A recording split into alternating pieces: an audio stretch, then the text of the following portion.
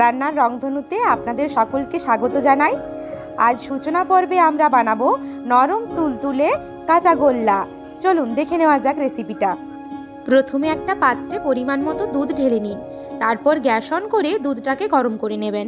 একটু গরম হয়ে গেলেই গ্যাসটা বন্ধ করে 2 চামচ জল ও 2 চামচ ভিনিগারের মিশ্রণ গরম দুধে দিয়ে দিন। মিশ্রণটি দেওয়া মাত্রই দেখবেন দুধ ফেটে হয়ে গেছে ছানা।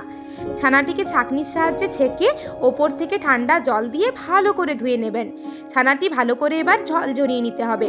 জল ঝরে গেলে ছানাটি একটি পাত্রে 1 চামচ চিনি দিয়ে হাতের সাহায্যে ভালো করে মাখতে হবে, যতক্ষণ না পর্যন্ত ছানাটি এরকম নরম আর মসৃণ হচ্ছে। এরপর ছানাটিকে দুভাগ করে রেখে দিন। অন্যদিকে গ্যাস অন করে আরও একটি পাত্র বসিয়ে দুধ জাল দিয়ে ঘন করে নিন। এরকম ঘন হয়ে গেলেই 2 ভাগের 1 ভাগ ছানা দিয়ে দিন। ওর মধ্যে দিয়ে দিন 1 চামচ এলাচের গুঁড়ো, 2 চামচ চিনি। অনবরত নাড়তে থাকুন।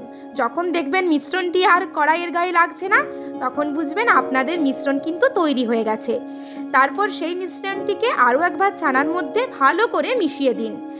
এরপর হাতের সাহায্যে গোলাকৃতি করে নিন আর একটি পাত্রে গুঁড়ো দুধে ভালো করে কোটিং করে পরিবেশন করুন নরম তুলতুলে কাঁচা গোল্লা, যেমন রূপে তেমন স্বাদে।